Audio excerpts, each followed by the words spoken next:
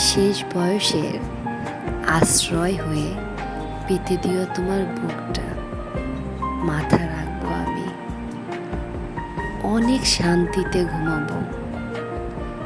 শেষ নিঃশ্বাসটা নিতে চাই তোমার বুকে। আমি অনেক ভাগ্যবতী হতে চাই। শুনেছি প্রিয় মানুষটার বুকে শেষ সময় কাটালে দুনিয়ার সকল শান্তি সেখানেই মেলে।